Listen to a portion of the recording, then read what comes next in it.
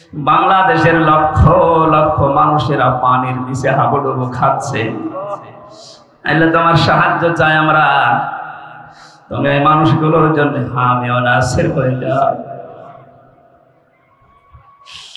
কাফের মুশরিকরা যেভাবে আমাদেরকে কষ্ট দেওয়ার জন্য মানুষদেরকে ঘুমন্ত অবস্থায় পানি ছেড়ে দিয়ে মেরে ফেল, মানুষ তাদেরকে শাহাদাতের মর্যাদা দাও। এখনো যারা স্ত্রী সন্তান শিশু বাচ্চাদেরকে গবাদি পশু নিয়ে ঝামেলার শেষ নেই, আল্লাহ তুমি নিজের থেকে তাদেরকে বাঁচাও। রব্বুল আলামিন অনেকেই কঠিন মুহূর্তেও সিন্ডিকেট করছে, পানির দাম বাড়িয়ে দিয়েছে নোয়াখালী ফেনী এলাকায়, ঢাকাতে, সারা বাংলাদেশের বিভিন্ন মুসলমান সহ অন্য ধর্মের মানুষেরাও তাদের জন্য কিছু খাওয়ার দান নিতে যায়, অথচ দেখে ডবল ডবল দাম বাড়িয়ে দিয়েছে। আল্লাহ জালেমদেরকে তুমি সিন্ডিকেট ভেঙে দিয়ে হেদায়েত দাও, যদি না থাকে এই জালেমদেরকে তুমি বিপদ দিয়ে ধ্বংস করে দাও। মানুষের এত বড় বিপদেও যাদের মন নরম হয় না, আল্লাহ এই মানুষগুলোর কপালে আর মনে হয় হেদায়েত নেই। এটা আমাদের জীবনে ফরজ যেগুলো গুরুত্বপূর্ণ একটাও যেন ছেড়ে না যায়। কার জন্য ছেড়ে দিচ্ছেন? যাকে খুশি করার জন্য, যাকে আনন্দে রাখার জন্য ফরজ ছেড়ে দেন। এই যে মানুষের উপর অবিচার করা, এটা হারাম কাজ। এটা কি কাজ? এই হারাম কাজ যাকে খুশি করার জন্য, যাকে শান্তিতে রাখার জন্য আপনি করলেন, তাদের কিন্তু সময় মতো জায়গা মতো পাবেন না। এই বিচারপতি মানিকের শুনলাম 900 বিঘার উপরে জমি। একটা বিচারপতি কয় টাকা বেতন পায়? সঠিকভাবে যদি বিচার করে ওই টাকা দিয়ে চলতে চায়, অত সংসারই ঢাকার বুকে থাকা ঠিক না। তার যদি 900 বিঘার উপরে জমি হয়, কত নম্বর লাইনে হাইটেছে লোকটা আপনি বলেন? কি হইল সেইগুলো? আল্লাহ রাব্বুল আলামিন এদের পরবর্তীতে জানিয়েছেন, মা আগনা আন্নি মালিয়া হালাকা আন্নি সুলতানিয়া। তার মাল সম্পদ, তার এই যে চেয়ার ছিল একটা বিচারপতির, যত কিছু ছিল দুনিয়ায় একটাও কোনো কাজে আসলো না, উপকার করতে পারে নাই। এমনকি তার যে ক্ষমতা ছিল রায় দেওয়ার, সেইটা এখন আর কোনো কাজে নাই, নিজে এখন কাঠগড়ায়। যে লোকটা হাইকোর্টের বিচারপতি, সে লোকটা এখন ম্যাজিস্ট্রেটের কাছে 5 দিন 10 দিন রিমান্ড মঞ্জুর করাচ্ছে।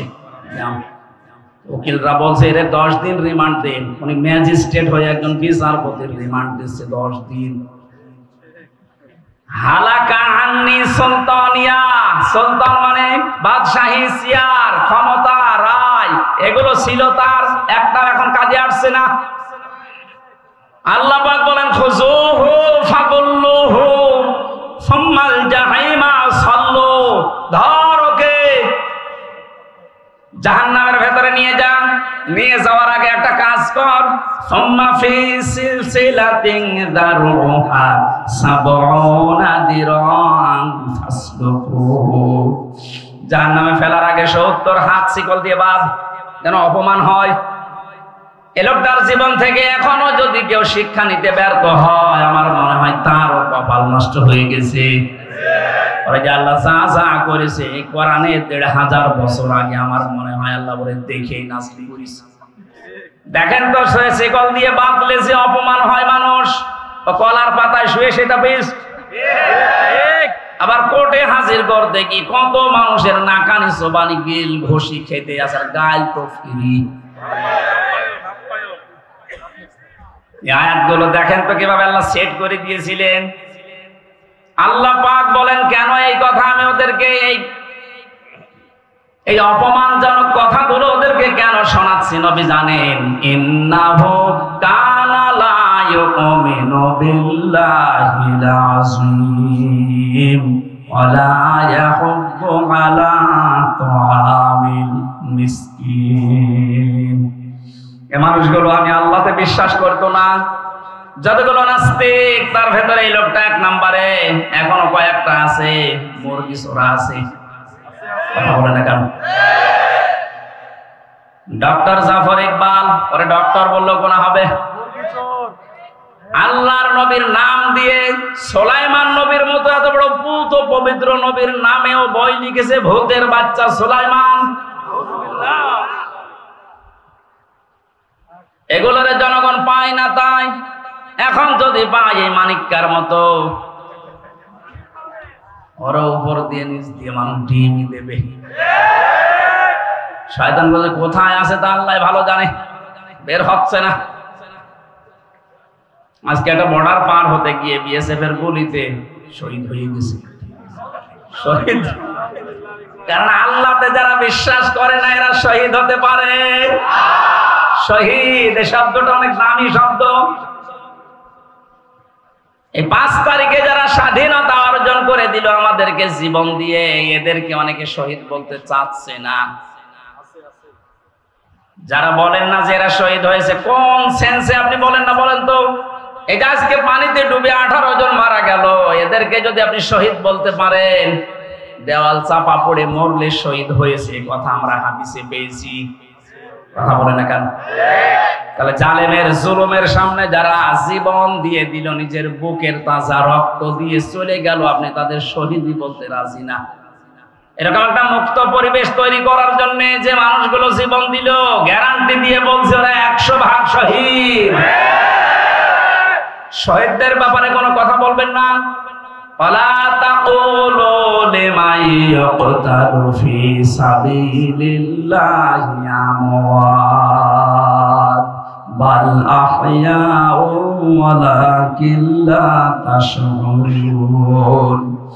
আল্লাহ পাক বলেন, হে নবী, যারা আমি আল্লাহর জন্য জীবন দিয়েছে এই মানুষগুলোকে মরে গেছে কথা বলবেন না। আপনার মুখের উপরে নোটিশ জারি করলাম, শুধু আপনি না, ওয়ালা তাকুলু বহু বছর কেউ বলবি না এই কথা যে শহীদরা মরে গেছে, ওরা জীবিত।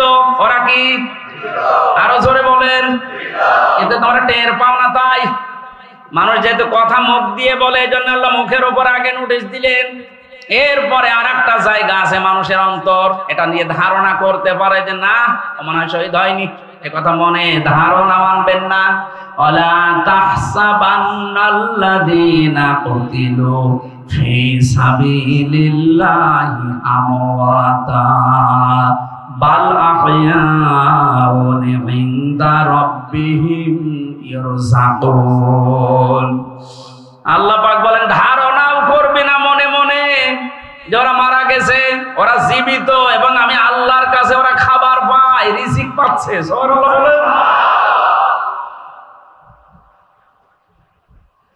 আল্লাহতে যারা বিশ্বাস করেন না, এটা যদি বিশ্বাসে আনতে পারতেন যে আল্লাহ একজন আছে, আমাকে এই জামানা ছেড়ে আর একটা জায়গায় যাওয়া লাগবে, আমারও হিসাব দেওয়া লাগবে তার সামনে, আপনার জীবন পরিচ্ছন্ন হতে বাধ্য।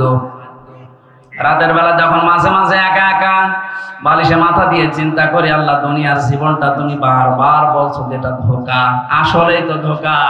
বহু কিছু দুনিয়ায় বানালাম, এখন যদি হট করে মারা যায়, হঠাৎ করে যদি চোখ বন্ধ হয়ে যায়, কি হবে আমার বলেন?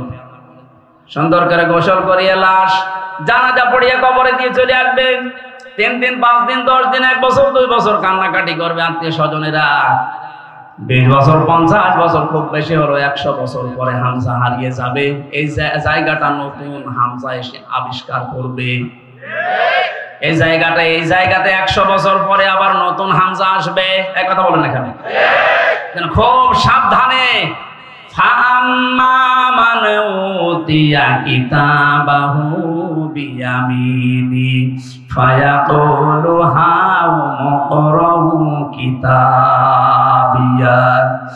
আল্লাহ পাক বলেন, মানুষ যখন ডান হাতে আমলনামাটা পাবে, এটা পাবার পরেই নিজে দেখবে, সঙ্গে সঙ্গে মানুষকে বলবে, ভাই এটা একটু দেখো আমি পাস করেছি। এত খুশি হবে লোকটা।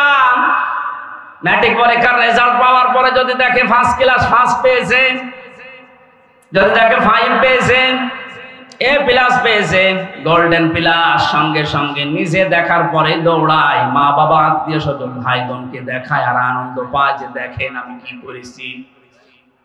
আল্লাহ পাক বলেন, লোকটা নিয়ে ময়দানে মাহশারে দৌড়াতে থাকবে আর মানুষকে যাকেই পাবে সামনে বলবে, এই দেখেন আমি পাস করেছি। একটু মনের ভেতরে আসছে না, আমার জীবনটা যদি এরকম বানাতে পারতাম? না, আমাদের সামনে এই দিন নেই। একটু নিজের দিকে তাকিয়ে বলেন তো, এরকম একটা দৃশ্য যদি কিয়ামতে ময়দানে মাহশারে আমার সামনে আসে যে আমি পাস করার পরে মানুষকে দেখাতে পারছি, আল্লাহ আমার বান্দাদেরকে যে দেখাচ্ছি আমি পাস করেছি, ইন্নী যানানতু আন্নী মুলাকিন হিসাবিয়া, লোকটা বলবে মানুষকে যে আমি জানতাম যে আমার হিসাব দেওয়া লাগবে, আমি জানতাম আমার হিসাব দেওয়া লাগবে, আমার হিসাব হবে আল্লাহর দরবারে। এই চিন্তা করবে আর মানুষকে বলবে এই দেখেন আমার কি সুন্দর রেজাল্ট হয়েছে, আমার ডান হাতে আল্লাহ আমার আমলের যে কর্মের প্রতিফল দিয়ে দিয়েছে। এই যে লিখিত বিষয়টা দেখাতে দেখাতে মানুষের সামনে সামনে যেতে থাকবে, আল্লাহ পাক ডাক দিয়ে বলবে ফাহুয়া ফি আইশাতির রাদিয়া, তবে আমি একটা সন্তোষজনক জীবনে দিয়ে দেব, যেখানে গেলে কোনোদিন আর দুঃখ এই শব্দটা আসবে না। ফি জান্নাতিন আলিয়া, উঁচু জায়গায় তোকে আমি পৌঁছাবো, মহান জান্নাতে। কুতুফুহা দানিয়া, এই জান্নাতে আসলে এখানে ফলগুলো ঝুলে থাকবে। তাফসীর ইবনে কাসির মুফাসসির বলেন জান্নাতি মানুষেরা নিজের জান্নাতে বিছানায় শুয়ে শুয়ে জান্নাতের ফল পেড়ে খেতে পারবে। সুবহানাল্লাহ। এগুলো আমি গল্প করছি না, কোরআনে কারীম শোনাচ্ছি। একটা আফসোস হয় না নিজের মনের ভেতরে আমাদের, জাল্লা ওই রকম একটা কিছু যদি আমিও পেতাম। এখানে তো থাকবেন না, আর 100 বছর পর ওই রকম একটা জীবন গঠন করা দরকার আমাদের, আছে না নেই? ফেরেশতাদের পক্ষ থেকে এবার বলা হবে কুলু আশরাবু হানিয়াম বিমা আসলাফতুম ফিল আইয়ামিল খালিয়া, বিগত জীবনে বহু কষ্ট করেছো, ইসলামের উপরে টিকে থাকতে গিয়ে বহু কষ্ট করেছো, বহু গাল শুনেছো, বহু উল্টা পাল্টা নাম তোমাদেরকে দিয়েছে, খেয়ে না খেয়ে দুনিয়ায় দিনের উপর থেকে সরনাই আল্লাহ পাক আজকে ফিরে দিয়েছে। এগুলো বিগত দিনের কষ্টের প্রতিফল, এগুলো খাও। সিস্টেম অফ পৃষ্ঠায় দেখুন, এতক্ষণ বলতে বলতে আল্লাহ আলোচনার ধরন এবার পাল্টিয়ে ফেলেছেন। ওয়াম্মা মান উতিয়া কিতাবাহু বিশিমালি ফায়াকুলু ইয়া লাইতানি লাম উতা কিতাবিয়া ওয়ালাম আদরি মা হিসাবিয়া। আল্লাহ পাক বলেন যে গুনাহগার মানুষ যারা দুনিয়াতে মন মতো জীবন চালিয়েছে, কোরআন আর হাদিস দেখে নাই, এদেরকেও আমি আমলনামাটা দেব, কিন্তু বাম হাতে। মুফাসসির বলেন কিভাবে দেবে জানো? এই বাম হাতটা বুকের ভেতর দিয়ে ফাঁকা করে আল্লাহ ঢোকাবে ফেরেশতাদের দিয়ে, পিঠ দিয়ে বের করার পরে ওইটা হাতে দেবে। এবার বলবো ওটা বের করতে নেই, যেহেতু হাতের ভেতরে আছে আপনার ওই বই, আমলনামা, জীবনের সবকিছু রেকর্ড। বুকের ভেতর দিয়ে হাত পেছনে যাবার পরে ওটা তো আর বের করতে পারবে না, হাত বের করলেই বই এইটি ধরবে। দৃশ্যটা সামনে নিয়ে এসে ভাবে যে কত বড় কঠিন অবস্থা আল্লাহ বানিয়েছে ওই সময়টায়। বুকের ভেতর দিয়ে হাত পেছনে দিয়ে বই হাতে ধরিয়ে দেবে, বলবে এবার পড়। আপনি পেছনে তাকাবেন কি করি? তখন লোকটাই কঠিন অবস্থায় বলবে আমারে যদি আজ হিসাবই নেওয়া না হতো, আমি বিশ্বাস করতাম না যে আমার সামনে হিসাবের একটা দিন আসবে। ইয়া লাইতাহা কানাতিল কাদিয়া, মনে মনে আফসোস করে বলবে আল্লাহ মৃত্যুই যদি আমার সব শেষ হয়ে যেত, আর যদি কোনো কিছু সামনে না আসতো তাহলে খুব ভালো হতো। আর ওটা হবে শুধুমাত্র যারা মানুষ আর জিন বাদ দিয়ে যত সৃষ্টি আছে তাদের। কোরআনে কারিমে যত সৃষ্টি আছে আল্লাহর প্রত্যেকটা সৃষ্টিকে আল্লাহ ডাক দিয়ে বলবে মাটির সাথে মিশে যা, মিশে যাবে। শুধুমাত্র মানুষকে বিচারের কাঠ গড়ায় দাঁড় করিয়ে হয়তো ডান হাতে নাই বাম হাতে, দুই হাতের কথাই আমরা শুনলাম। আল্লাহ রাব্বুল আলামিন আমাদেরকে যেন ডান হাতে এমন কিছু দেন যার কাজকর্ম দুনিয়ায় করার তৌফিক পায়। ওই লোকটার জীবন সফল। ফামান সুহসিনহা আনিন নার ওয়া উদখিলাল জান্নাতা ফাকাদ ফাজ। আল্লাহ পাক বলেন ওই লোকটার জীবন সফল, যাকে আল্লাহ জাহান্নাম থেকে মুক্ত করে জান্নাতি বলে ঘোষণা দিয়ে ডান হাতে আমলনামাটা ধরিয়ে দেবে। ওই দিন যেহেতু সামনে আমারও আছে, আপনারও আছে, প্রত্যেকে এই মুহূর্ত থেকে ওটা যেন আমি পড়তে পারি, মানুষের সামনে পড়লে যেন অপমান আমি বদ না করি, এরকম একটা জীবন গঠন করার তৌফিক কামনা করছি। সবাই ফিরে আসেন আল্লাহর দিকে। সম্মানিত মা বোনেরা, আপনাদের দায়িত্ব যেটা পরিবারে, সমাজে, রাষ্ট্রে, দায়িত্বগুলো পালন করে এমন এমন কিছু ওই কিতাবে দুনিয়াতেই লিখে রেখে যান, কিয়ামতে যেন পড়লে আপনি নিজেকে নিজে গর্ববোধ মনে করেন। আল্লাহ আমি সহ যারা এসেছি আমাদের জীবন তুমি এইরকম তৈরি করে দাও, বলেন আমিন। কোরআনে কারীম শোনার জন্য আল্লাহ নির্দেশ দিয়েছেন, ওয়াযাক্কির ফাইন্না যিকরা তানফাউল মুমিনিন। হে নবী, আপনি আলোচনা করেন। কোরআনে কারীমের আলোচনা শুনলে মুমিনদের উপকার হচ্ছে, হবে। তানফাউ এটা মজার, বর্তমান, ভবিষ্যৎ, প্রেজেন্ট, ফিউচার। কোরআনের আলোচনা শুনলে উপকার হয় মুমিনদের এবং হবে কিয়ামত পর্যন্ত মুমিনদের। কাদের? আমরা কি বলেন তো, আরো জোরে বলেন। এর বিপরীতে আরেকটা শব্দ আছে, কাফের, জালেম, মুশরিক যাই বলে। কোরআনে কারীম জানিয়েছে ওয়ালা ইয়াজিদুজ যালিমিনা ইল্লা খাসারা। কোরআনে কারীম জালেমদের জন্য কোনো উপকার নিয়ে আসে না, তাদের ক্ষতি বৃদ্ধি করতেই থাকে, করতেই থাকে। এই জন্যই জালেমরা কোরআনে কারীমের অনুষ্ঠানগুলোতে সবচাইতে বেশি ভয় পায়। এ দেশে 7 দিন, 10 দিন, 19 দিন, 63 দিন পর্যন্ত ইসালে সওয়াব চলে। কথা বলে না কেন? সেখানে কি কোরআন হাদিসের বাইরে কথা বলা হয়? কোরআন দিয়েই কথা বলে, হাদিস দিয়ে বলে, কিন্তু যেটা পড়ে শুধু তেলাওয়াত পর্যন্ত শেষ, ব্যাখ্যায় গিয়ে অন্যদিকে বাইপাস করে চলে যায়। আমরা দেখেছি বিভিন্ন জায়গায় ইসালে সওয়াবের নামে ওরা আয়াত পড়ছে, কুল হুয়াল্লাহু আহাদ। হে নবী, আপনি বলেন আল্লাহ এক। আল্লাহ তো একজনই, না কয়জন? এই যে এই আয়াতের ভেতরে দুইটা বিষয় আছে, কুল হুয়াল্লাহু আহাদ। এই আয়াতের ভেতরে দুইটা বিষয় আছে।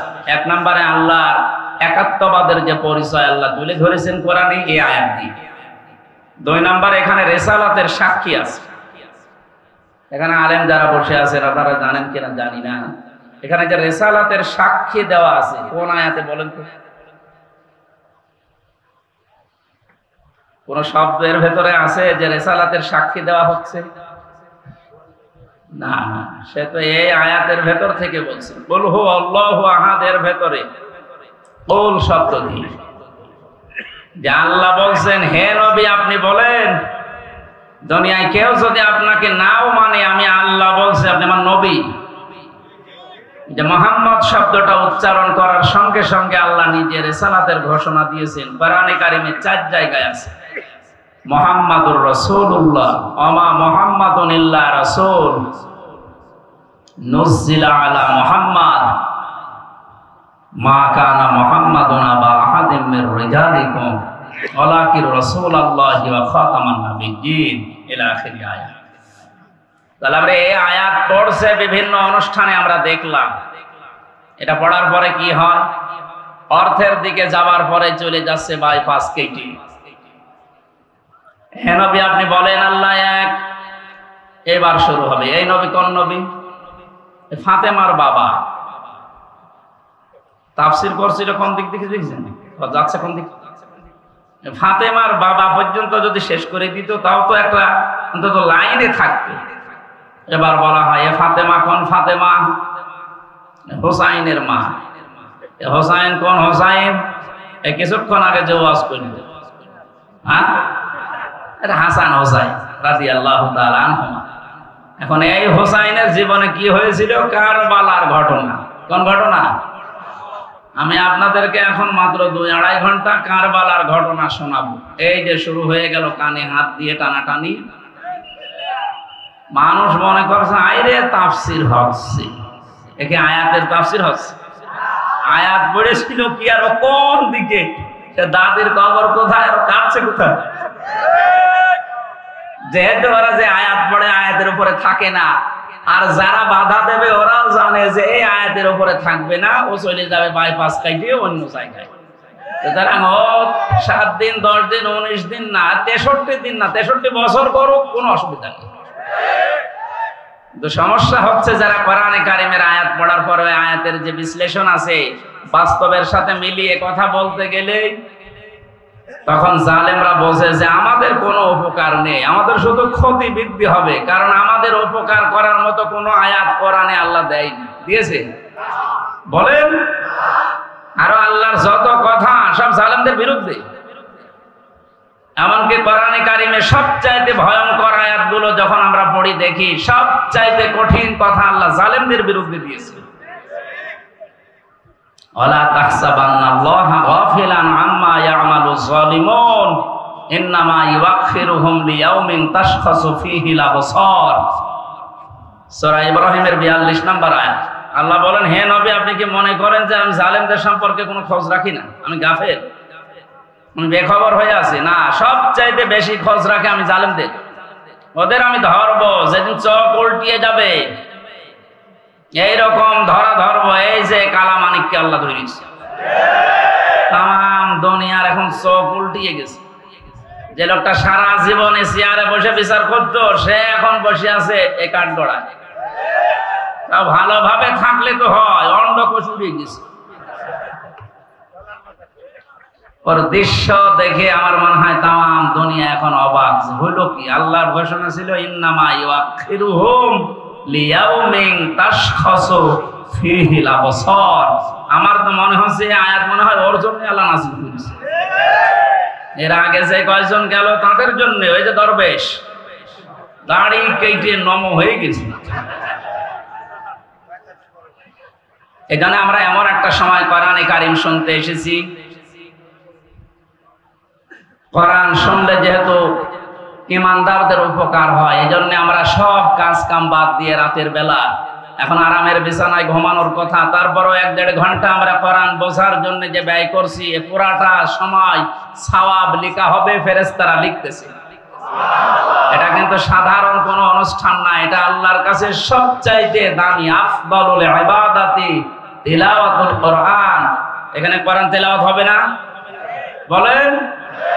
কত আলেম বসে আছে, আফদাল ইসমে তাফসীর, সবচাইতে উত্তম ইবাদত নফলের ভেতরে আল্লাহর কাছে এই কোরআনের আলোচনা, কোরআনের তেলাওয়াত। সুতরাং এরকম একটা অনুষ্ঠানে যিনি আমাদেরকে নিয়ে আসলেন, দয়া করে বলেন আলহামদুলিল্লাহ। আল্লাহ পাক বলেন, তাহা মা আনজালনা আলাইকাল কুরআনা লিতাশকা। তাহা এটা নবীজির নাম, 2 নাম্বার নাম এটা। বিশ্ব নবীকে আল্লাহ কোরআনে কারিমে 1 নম্বরে ডাক দিয়েছেন ইয়াসিন এই নামে। তাফসীরে তাবারী থেকে বলছে, যারা আলেম আছেন তাদেরকে ইয়া হরফে নেদা, ইয়া মানে হে, সিন মানে সাজ্জেদ। সিন শব্দের 5টা ব্যাখ্যা আমি পেয়েছি।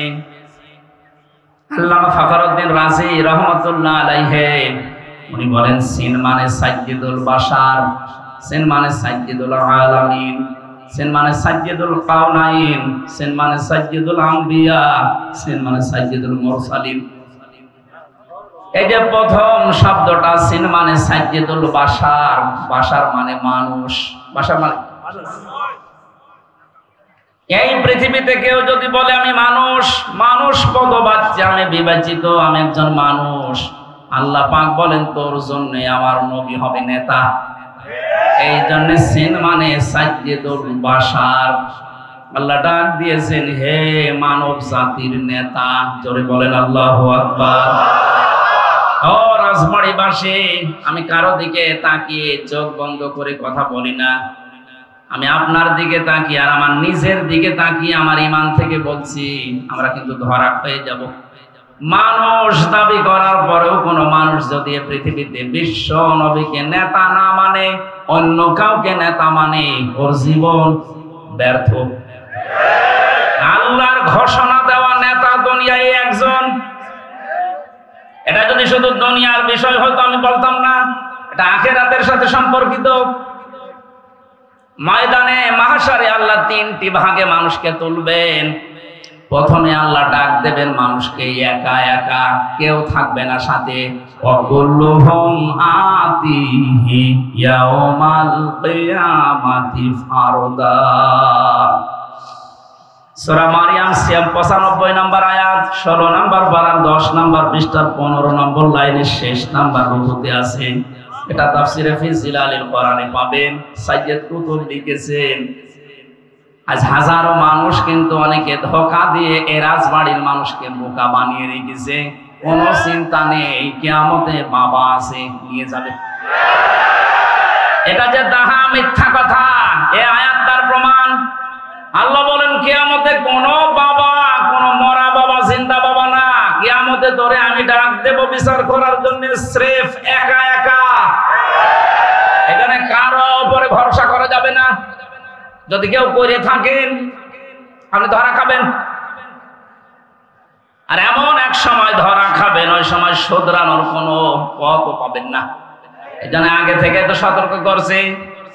কোরআনে কারীম জানাচ্ছে কিয়ামতে সর্বপ্রথম আল্লাহ আপনাকে ডাকবে তার সামনে দর্শন করে। কথা বলেন, একা একা ফারদা। কিয়ামতের দ্বিতীয় বিচারের পয়েন্টে আল্লাহ এবার আর একা ডাকবে না। ইয়াউমা নাদউ কুল্লা উনাসিন বিইমামিহিম ইলা আখির আয়াত। সূরা বানী ইসরাঈল 15 নম্বর পারার 8 নম্বর পৃষ্ঠার 3 নম্বর লাইনের 72 নম্বর আয়াতের প্রথম অংশে আছে। এটা তাফসিরে ইবনে কাসিরে আছে। আল্লাহ পাক বলেন কিয়ামতের দিনে এবার আমি আল্লাহ মানুষকে ডাক দেব তার নেতার সাথে। একটা কথা যদি আপনি কোরআন হাদিসের বাইরে প্রমাণ করতে পারেন যে ভুল হচ্ছে, আমি এখন মোনাজাত করে দেব। কিন্তু যদি মনে করেন না আলেমরা বসে আছে, ওনারা তো বলতে পারার কথা, সব যদি ঠিক মনে হয় এই মুহূর্তে আপনাকে জীবনের সিদ্ধান্ত পাল্টাতে হবে। কিন্তু এই যে এত টাকা খরচ করে আসা যাওয়া সব বেকার হবে। কিয়ামতের দিন আল্লাহ কিন্তু এবার দ্বিতীয় ডাকবে আপনাকে, আর একা একা না, এবার আপনার নেতার সাথে। আপনার নেতা যদি এই জন্য ভালো না হয় আপনি ধরা খেয়ে যাবেন, এই আয়াত দিয়ে প্রমাণ পালাম না পাইনি। এরপরেও যদি কেউ ধরা খেয়ে যায় এটা তার কপালের দোষ। এ কথা বলে না কেন? এই জন্য এমন কোন মানুষের পেছনে থাকা যাবে না, তাকে মানা যাবে না, যাকে মানতে গেলে আমার আল্লাহ নিজেই রেগে যায়।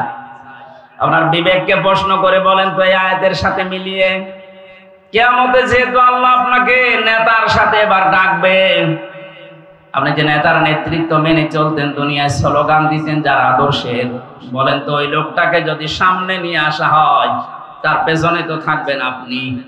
কি মনে হয় আপনার? যে লোকটা নিজেকে বাঁচাতে দাড়ি কেটে নম হয়ে যেতে পারে, সেদিন কিয়ামতে ও বলবে আল্লাহ আমি নেতাই ছিলাম না।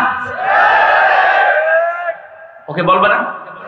ও যদি নিজে বাঁচার জন্য নবীর সুন্নতে ও যদি খুর দিতে পারে, নবীর সুন্নতে যদি ছুরি লাগাতে পারে, নিজে ওই দিন ভয়াবহ বিপদ থেকে বাঁচার জন্য নিজের পরিচয় দেবে না যে আমি কিছুই ছিলাম না, আমি ছিলাম নম।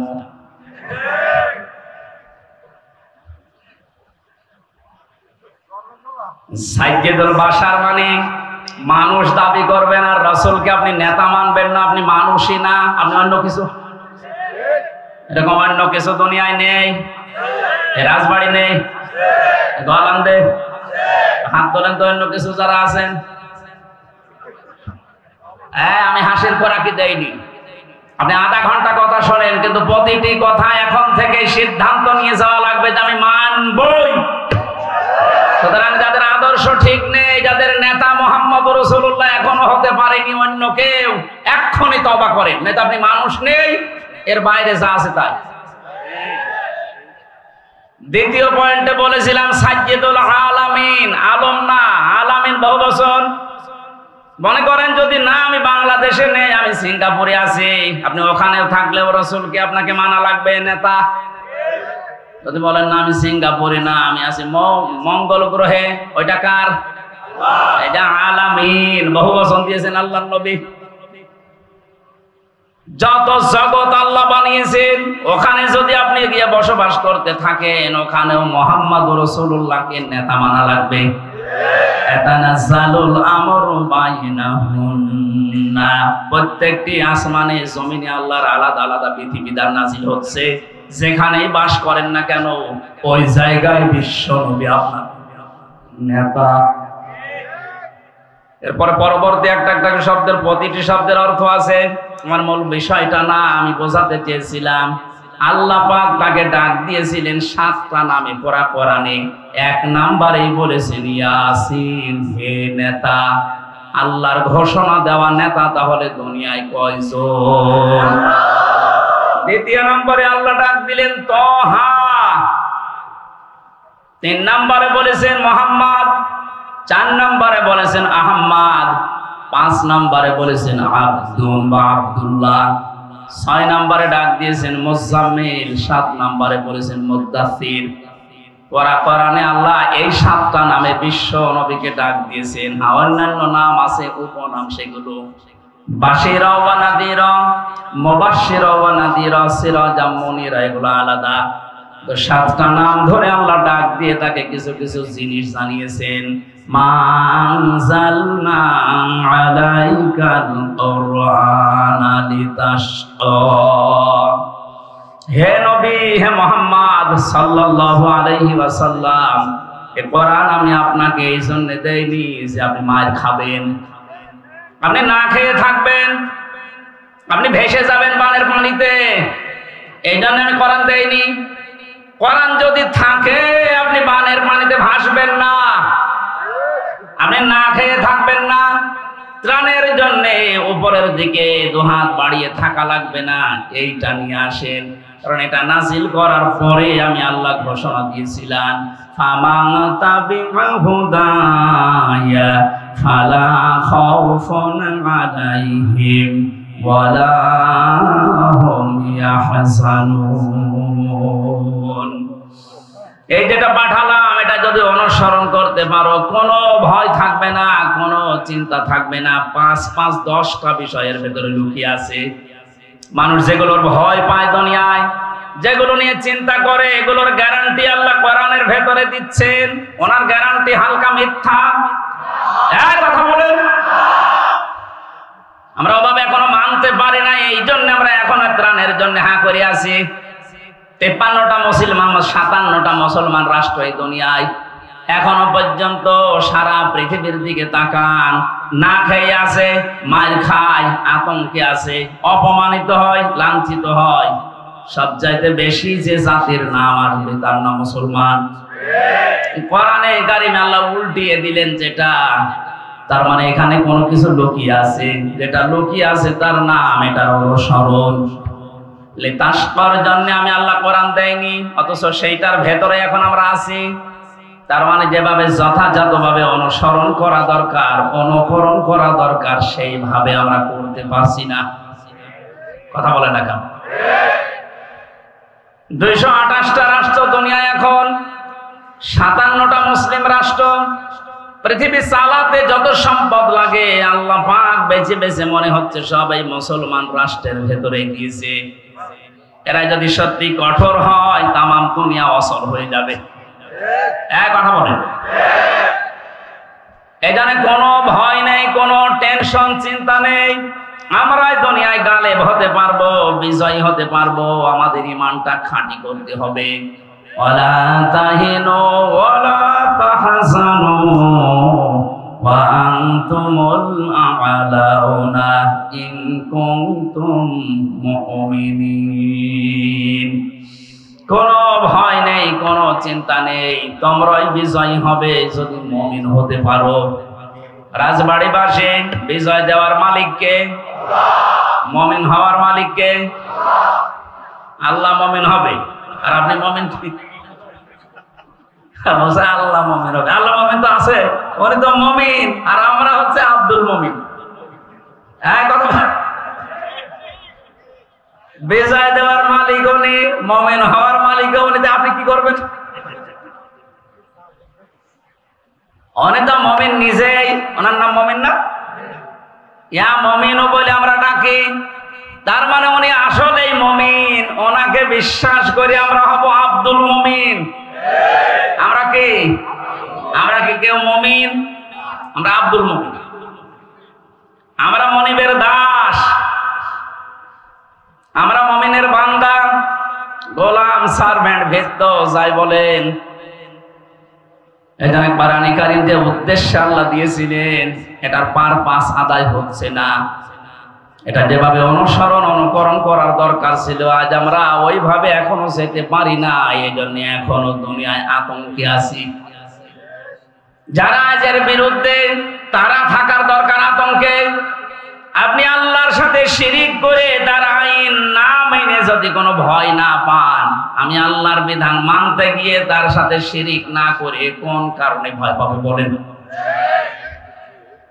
আমার তো মরণের পরে একটা ঠিকানা আছে, তার নাম বাগান জান্নাত। আর আপনার জন্য কোন ঠিকানা?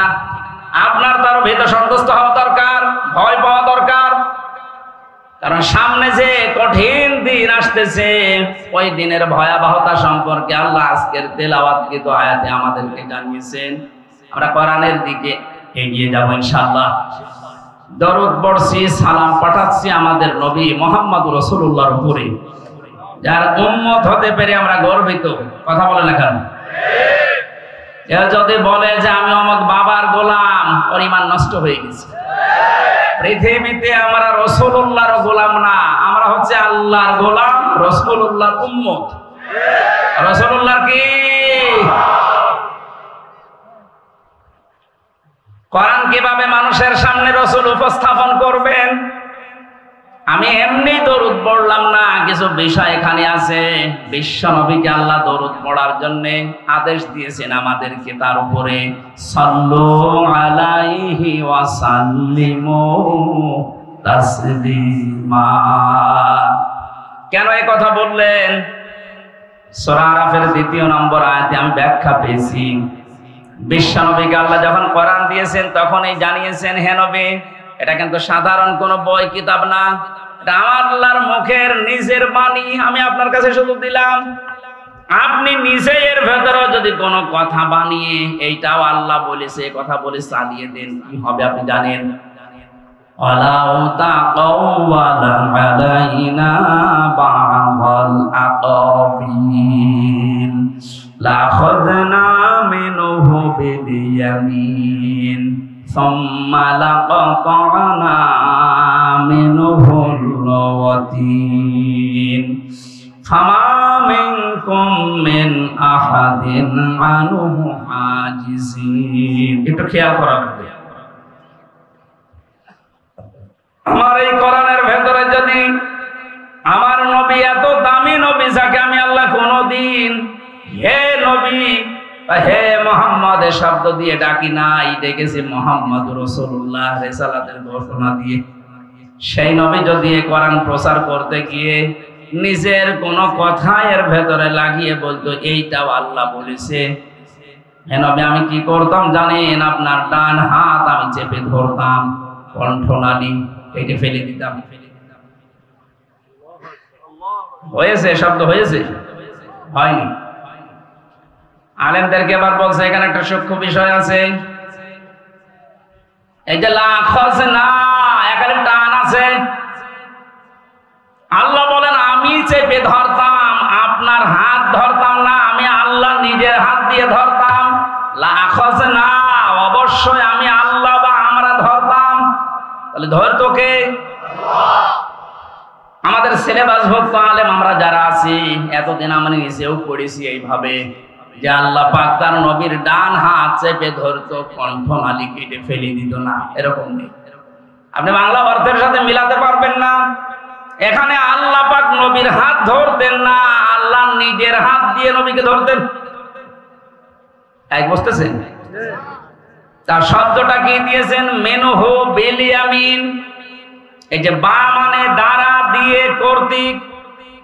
আল্লাহ পাক বলেন আমি আমার ডান হাত দিয়ে নবীকে ধরতাম, বাম হাত দিয়ে না। তাহলে মিনহু শিমাল দিতেন। আল্লাহর মনে হয় বাম হাতের শক্তি কম, এই জন্যই না। মানে ওনার বাম হাতে যদি শক্তি থাকবে তাহলে ইয়ামিন দিলেন কেন? মুফাসসিরিন کرام বোঝাতে চেয়েছেন আল্লাহ পাক হাতের কথা এই জন্য দিয়েছেন, আমরা সচরাচর যে বিষয় বুঝি ভালো ওই জিনিসের উদাহরণ আল্লাহ কোরআনে সেট করেছেন।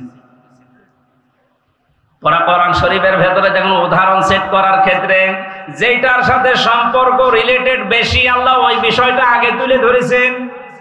আমাদের জীবনের সাথে সম্পর্ক হচ্ছে সময়ের, কিসের? সময় না থাকলে আমার কোনো দাম নেই।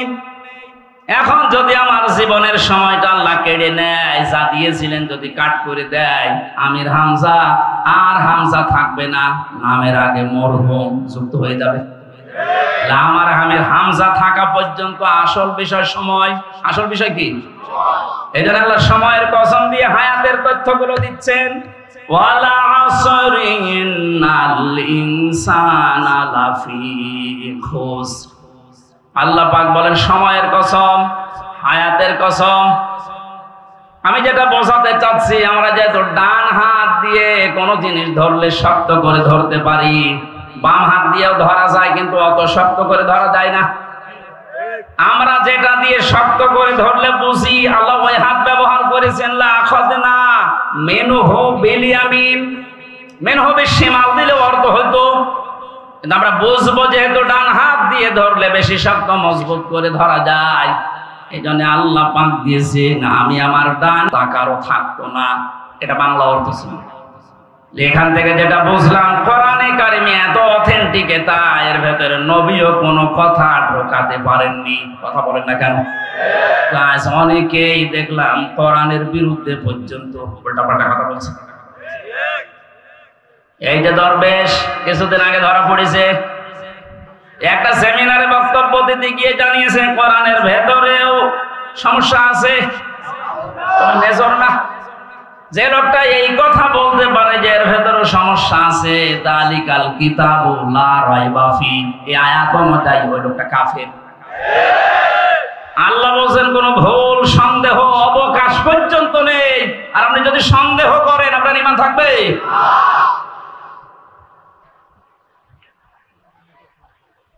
এত গ্যারান্টি যুক্ত কথা আল্লাহ এর ভেতরে দিয়েছেন যে বানিয়ে কথা নবী পর্যন্ত কোনো কথা ঢোকাতে পারেন নাই, পারবেন না কিয়ামত পর্যন্ত কেউ।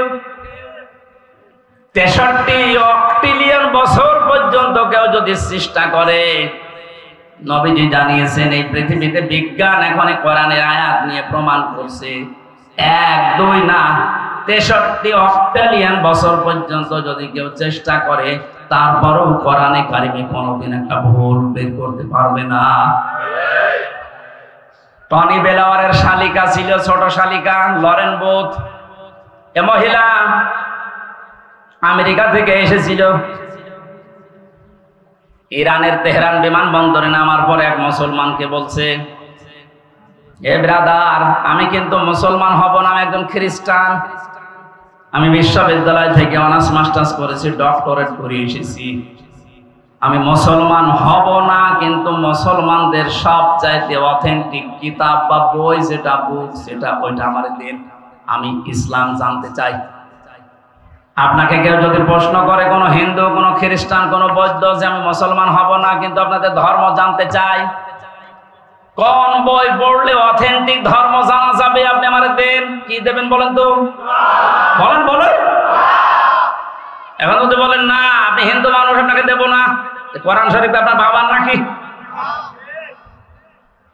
গতকালকে এক হিন্দু কি চন্দ্র শাহজাহান বক্তব্য দিয়েছে, হে বিশ্বের মুসলমানেরা, ওর বাড়ি মনে হয় সুনামগঞ্জের ওইদিকে, বাংলাদেশে আমরা আপনাদের তুলনায় মাত্র 6% থেকে 7%, আপনারা 96% আর আমরা মাত্র 5-6 ভাগ। এই পরিমাণ থাকার পরও আপনাদের ধর্মীয় গ্রন্থ যেটা কোরআনে কারিম, এটা মনে করবেন না যেটা শুধুমাত্র মুসলমানদের বাপ দাদার সম্পদ, না, কোরআনে কারিমে আমাদেরও হক আছে। হাদা বায়ানুল লিন্নাস হুদাল লিন্নাস। আল্লাহ পাক বলেন মানুষ পথবাচ্চে যারা বিবেচিত, তাদের জন্য আমি আল্লাহ কোরআন দিয়েছি পথ দেখাতে, কিন্তু সবাইকে এটা পথ দেখায় না। হুদাল লিল মুত্তাকিন, যারা মুত্তাকি তাদেরকে কোরআন পথ দেখাবে। এখান থেকে আমি যেটা বোঝাতে চাই, একজন হিন্দু স্বীকার করছে এটা শুধুমাত্র মুসলমানদের কিতাব না, এটা তামাম দুনিয়ার মানুষের জন্য কিতাব। জোরে বলেন আল্লাহু আকবার। এই মহিলাকে যখন শুধু কোরআন শরীফ দেয়নি, তাফসির দিয়েছে 6টা, 86 হাদিস দিয়েছে ব্যাখ্যা জানার জন্য। কারণ কোরআনের ব্যাখ্যা হাদিস, কোরআনের ব্যাখ্যা কি? ওই একদিন 2 দিন না, লরেন বুথ 3 বছর একাধারে স্টাডি করেছে। তাও হামজার মতো আনা কম জানা কম না, পড়ার মতো করেছে। আরবি পড়লেই বুঝতে পারে, আরবি পড়লেই বুঝতে পারে, এইরকম পড়া পড়েছে। ছেলে কথা বলো কেন?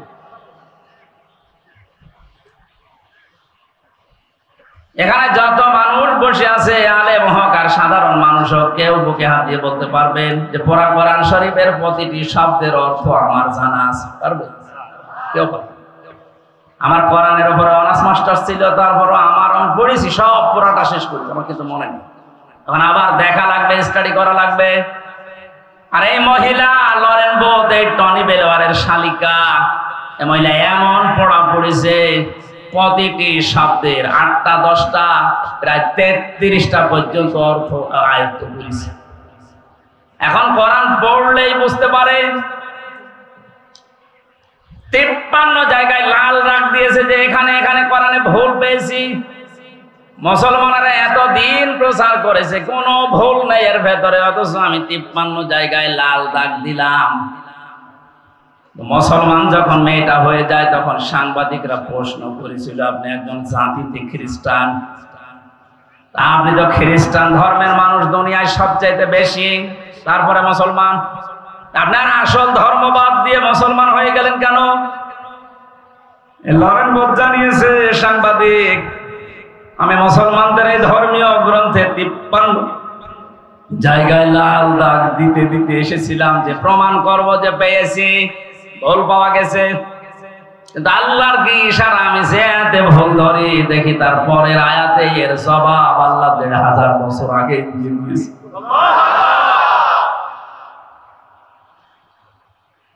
কত মানুষ আজ কোরআনে কারিমের ভুল ধরছে। আমার রিমান্ডে নিয়ে যে অফিসার গুলো, কয়েকটা অফিসার আমার সামনেই কোরআনে কারিমের আয়াতের পর্যন্ত ভুল বের করেছে, আল্লাহর এটা ঠিক হয়নি। ওরা মেয়েদের বিষয়গুলো যে জমি জায়গা ভাগ করার এটা বেশি নিয়ে আসে সামনে। ইউসিকুমুল্লাহু ফি আওলাদিকুম লিয-যাকারি মিসলু হাযিল উনসায়াইন। কোরআনে কারিমে আল্লাহ নির্দেশ দিচ্ছেন, ওসিয়ত করছেন, পৃথিবীর মানুষেরা তোমাদের সম্পদ এক ছেলে যা পাবে 2 মেয়ে তাই পাবে। এই আইন কার? আল্লাহ। গতকালকে যেখানে মাহফিল ছিল, পরশুদিন নাটোরে, ওখানে আমাকে ম্যাজিস্ট্রেট গাড়িতে করে মাহফিলে নিয়ে গেল।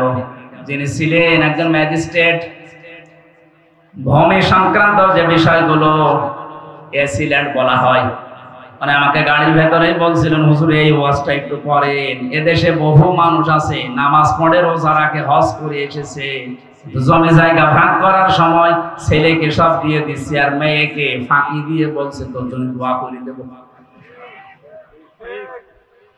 মনে বলছে আমি অনেকগুলো ঠেকিয়েছি যে না, এটা কোরআনের বিরুদ্ধে, পুরো আপনি এই কাজ করতে পারেন না। আপনি কিসের নামাজ পড়েন, কিসের রোজা রাখেন, হজ করে এসেছেন, এত বড় দাড়ি আপনার, আপনি এই কাজ করতে পারেন না। আপনাদের সামনে যেহেতু এত মানুষ থাকে, একটু ভালো করে বোঝাবেন, এই কাজ যেন মুসলমান চেয়ে শুনি না করে। কারণ কোরআনে কারিমের এই বিষয়টা নফল না, মুস্তাহাব না, এটা ফরজ। এটা কি? বৃষ্টি হচ্ছে?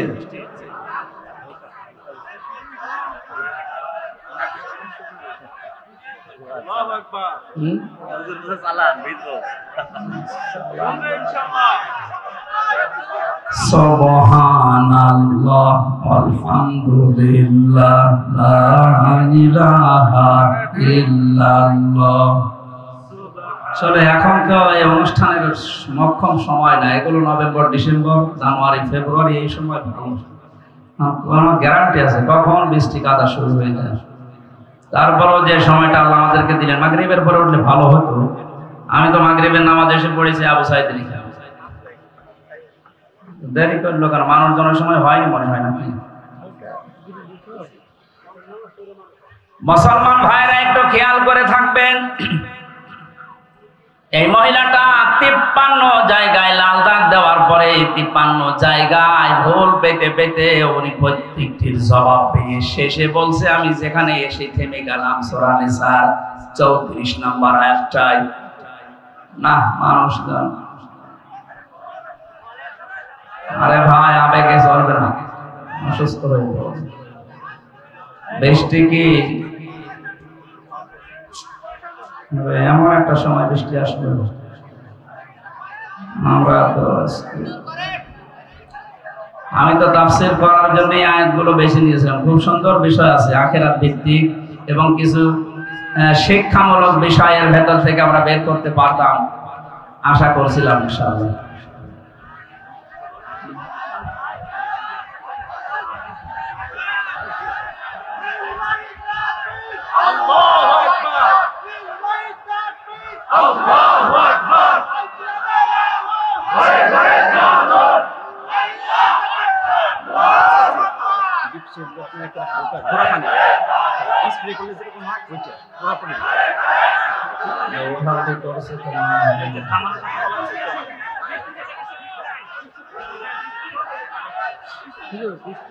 কিছু লোক দাঁড়াইছে, কিছু লোক দাঁড়াইছে এখন কিন্তু যাওয়ার মতো কথা বলেন। মানুষ তো আসলে কি সুবহানাল্লাহ ওয়ালহামদুলিল্লাহ লা ইলাহা ইল্লাল্লাহ সুবহানাল্লাহ আলহামদুলিল্লাহ লা ইলাহা।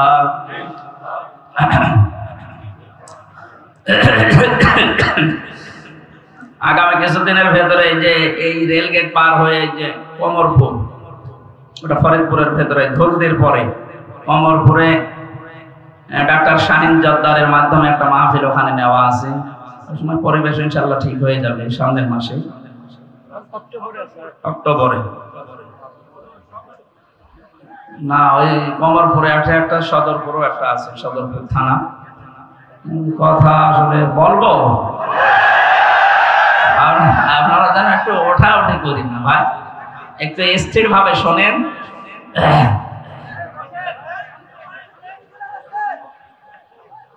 আমার ভাইরা, আমি সব বাদ দিয়ে কোরআনে কারিমের যে আয়াত পড়েছিলাম তাফসীরে যাচ্ছি। সূরা হাক্কাত 19, 20, 21, 22, 23 নম্বর আয়াত আমরা তেলাওয়াত করেছিলাম। এটা একটা আমল নামার বিষয় সামনে নিয়ে এসেছেন আল্লাহ। কিয়ামতের ভয়াবহ দৃশ্যের কথা এর আগের কয়েকটা আয়াতে আল্লাহ জানিয়েছেন যে কিয়ামত এইভাবে কায়েম হবে। হাক্কাত মানে মহাপ্রলয়, কিয়ামতের নাম। এখানে আল্লাহ যে বিষয়টা আমাদেরকে নিয়ে এসে দিলেন আমাদের জীবন পরিষ্কার পরিচ্ছন্ন করার জন্য, যখন বিচারের কাঠগড়ায় আল্লাহ দাঁড় করাবেন, বিচার যখন শুরু হবে, আল্লাহর বিচারে 3টা বিষয় থাকবে। আল্লাহ রাব্বুল আলামিন যে বিচার ব্যবস্থা সাজিয়েছেন, আল্লাহর বিচারে কোনো অবিচার নেই, হালকা আছে। আল্লাহ কিন্তু কোনোদিন অবিচার করেননি, অবিচার করবেনও না। আল্লাহর বিচারে কোনো অবিচার বলেন আরো জোরে। আল্লাহ যদি ন্যায় বিচারও করে কেউ জান্নাতে যাবে না। এটা ঠিক আছে? হ্যাঁ ঠিক আছে, হ্যাঁ এটা ঠিক আছে।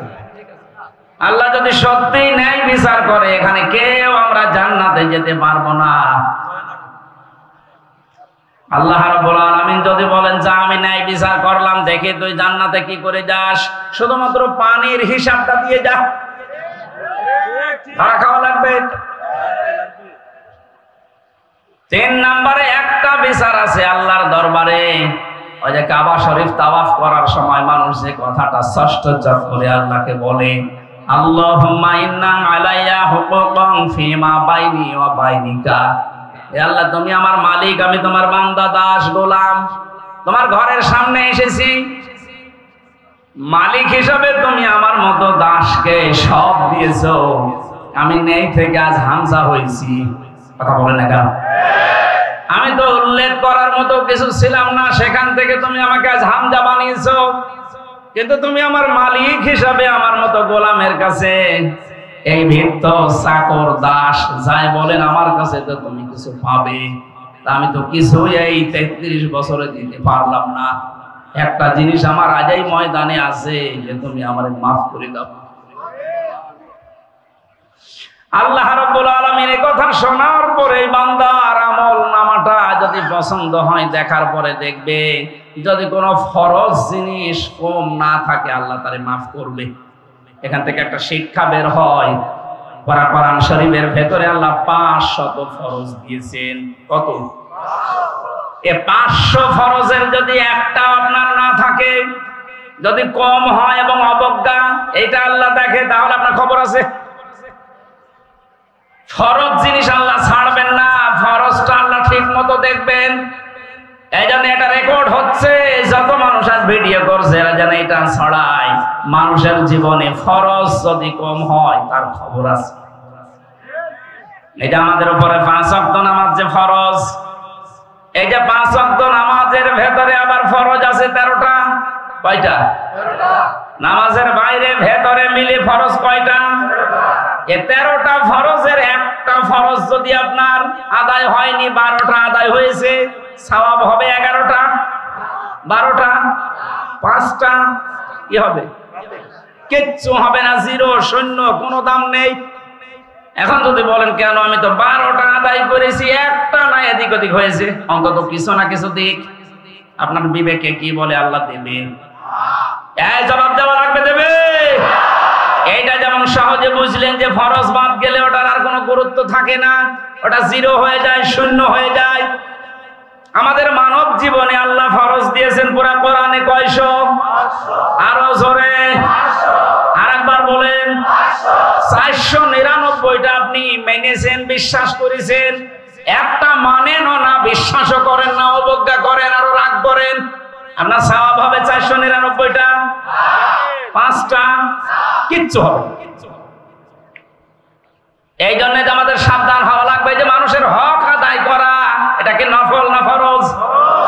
15 বছর হক আদায় হচ্ছে, আমার যে হক ছিল একটা টিপ দেওয়া সেইটাও দিতে পারি নাই। এটা মানুষের হক আপনি নষ্ট করলেন। আর এই কথাগুলো কোরআন দিয়ে হাদিস দিয়ে বলতে গেলে আপনার শত্রু হয়ে যায়। আরে ভাই আমি আপনাকে বাঁচাতে চাই। এখন যদি বলেন ভোট বয়কাট্ট কোথায় পেলেন? কোথায় পেলেন মানে সূরা নিসা 5 নাম্বার পারার 6 নাম্বার পৃষ্ঠা 4-5 নাম্বার লাইনের 57-58 নাম্বার আয়াতে আছে। আল্লাহ পাক বলেন ইন্নাল্লাহা ইয়া'মুরুকুম আন তু'আদ্দুল আমানাতি ইলা আহলিহা। আমানাতি বহু বচন দিয়েছেন। যদি বিশ্বাস করতে মনে কেমন লাগে তাহলে তাফসীর ইবনে কাসির আর মারিফুল কোরআন বাংলাটা নিয়ে আসেন, আপনাকে আমি দেখাচ্ছি। ওখানে বয়কাট্ট লেখা আছে আমানতের ব্যাখ্যায়। ওনার চাইতে আল্লামা শফি মুফতি শফি আপনার চাইতে কোরআন কম বোঝে তাই ভোট লিখেছে নাকি? কথা বলেন। আর যে উল্টিয়ে দেন কোথায় পেলেন ভোট, কোথায় পেলেন রায়? তাহলে আয়াতকে আল্লাহ খেলা করার জন্য দিল।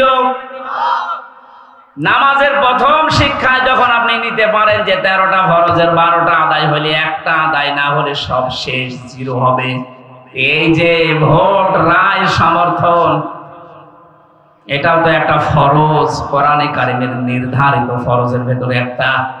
এটা আজ আপনি আদায় না করতে দিয়ে হাজার হাজার লক্ষ লক্ষ মানুষকে আপনি বঞ্চিত করলেন, আপনি কি জবাব দেবেন? আমার তো ভয় হচ্ছে। ও ভাই, আমির হামজা শুধু আপনার এই দলের লোক না। কোরআন শরীফ যেমন প্রত্যেকের জন্য, আমির হামজা সবার জন্য। আমার নির্ধারিত কোন দল এই দলের এজেন্ট না, কখনো না। আমি কোরআন প্রচার করতে আসলে আমি সবার। এজন্য বড় মায়া মহব্বত নিয়ে কথা বলছি। রাজবাড়িতে আসার সময় যদি আমি দেখি যে একটা বাচ্চা পানিতে পড়ে ডুবে মারা যাচ্ছে, তাকিয়ে দেখলাম যে এমন মানুষের বাচ্চা যে লোকটা আমার নামে মামলা দিয়েছিল, ওর জন্য আমি 3 বছর জেল খাটলাম, বলবো ঠিক আছে মরে যাই, যাক দরকার দোয়া করে দেব, হবে? আমার যদি ন্যূনতম বিবেক থাকে, আমার পোশাক আশাক ভিজে যায় যাক, আমার গায়ে ময়লা লাগে লাগুক, আগে ওই বাচ্চাটাকে বাঁচানো, এটা আমার ঈমানের দাবি হবে। শত্রুর ছেলের সাথে যদি আপনি আচরণ করতে পারেন, আপনি তো আমার শত্রু না, আপনাকে আমি জাহান্নাম থেকে বাঁচাতে, জান্নাতের পথ দেখাতে এসেছি। সুতরাং এইরকম মন নিয়ে কথা শোনেন যে আপনি আসলে ভুল পথে আছেন, ভুল করে ফেলেছেন, আপনাকে বাঁচতে হবে। আল্লাহ পাক ফরজ বিষয়গুলো এজন্য আমাদের সামনে দিচ্ছেন যেন ভুল হয়ে না যায়। ভালোভাবে বারবার খেয়াল কর, যেখানে বসে আছেন এইটার আসল ফরজ বা গুরুত্বপূর্ণ জিনিস এই সামিয়ানার খুঁটি। সামিয়ানার খুঁটি না থাকলে এটাকে কেউ প্যান্ডেলই বলবে না, মঞ্চ স্টেজ বলবে। এখানে আরো জিনিস আছে, এই যে ফুলগুলো, লাইট, এই যে ক্যামেরা, এই যে সাউন্ড বক্স, এই যে চার কাপ, এই মাইক, এগুলো না থাকলে এটা স্টেজ বলবে না। বলেন না কেন? এটা যেমন সহজে বুঝলেন যে এগুলো না থাকলে এটা স্টেজ, খালি খুঁটি আর সামিয়ানা থাকলেই। আপনার জীবনে আসল ফরজ যেগুলো আল্লাহ কোরআনে দিলেন, কত বললাম? বলেন বলেন।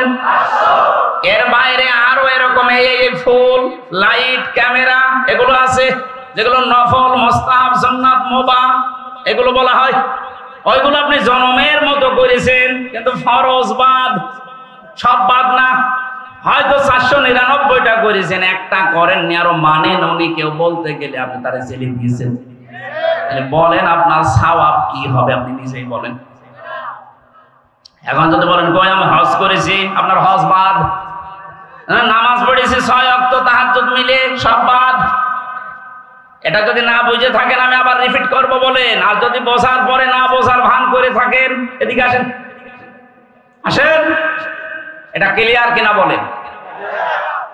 এই যে মাওয়াজিন শব্দটা কোরআনে আল্লাহ দিয়েছেন, ফাআম্মা মান সাকুলাত মাওয়াজিনুহু ফাহুয়া ফি ঈশাতির রাদিয়া। এই শব্দগুলোর বিশ্লেষণ আছে।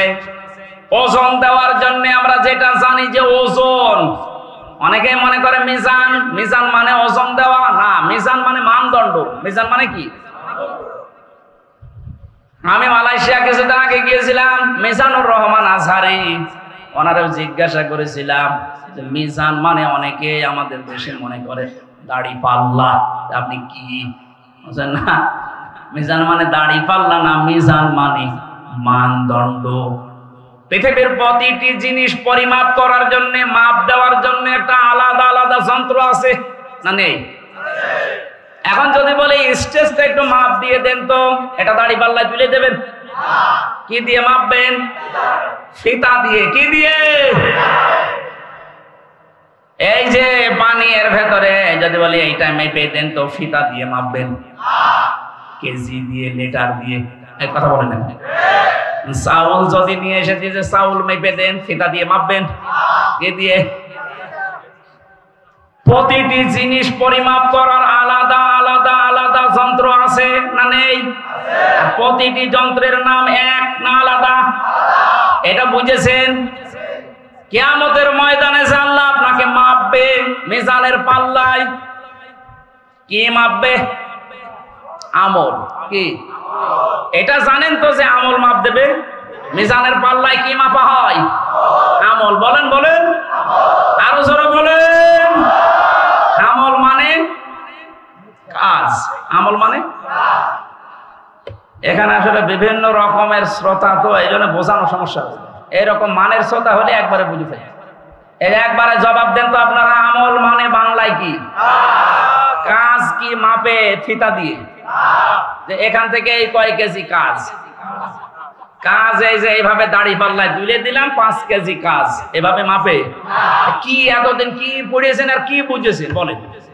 যে মিজানের পাল্লা সে জন্মের পর থেকে নাম শুনছি, মিজানের পাল্লায় মাপ দেওয়া হবে মানুষের কি? আমল। বলেন, আমল মানে কাজ। তো আমরা জানি যে দাড়ি পাল্লা দিয়ে মাপে না, কাজ মাপার একটা আলাদা জিনিস আছে। পানি যদি মাপতে হয় লিটার দিয়ে, এই স্টেজ মাপতে হয় ফিতা দিয়ে, তাহলে কাজ মাপতে হয় দাড়ি পাল্লা দিয়ে। কি দিয়ে? মানদণ্ড দিয়ে। কি দিয়ে? ওইটার বাংলা নাম আমরা জানি, যখন মাপ দেয়, কাজ মাপতে হলে একটা ওজনের যন্ত্র আছে, সেটা হচ্ছে গুরুত্বের ভিত্তিতে কাজ মাপা হয়। এটা না বুঝলে আবার প্রশ্ন করে। কাজ মাপতে হলে কি দিয়ে মাপে? গুরুত্ব দিয়ে। কি দিয়ে? আমার মনে হয় এখনো বোঝেন। কাজ মাপে কি দিয়ে? এ পর্যন্ত যদি ক্লিয়ার না হন আমি আয়াতে যাব না। সকালবেলা আপনি আবার গেবত করেন, হ্যাঁ কে বললো কিছু বুঝলাম না, আমার দরকার নেই এরকম ওয়াজ করা। আপনি বুঝেছেন কিনা বলেন যে কাজ মাপতে হয় লিটার দিয়ে, ফিতা দিয়ে, সিসি দিয়ে, দাড়ি পাল্লায়, কি দিয়ে?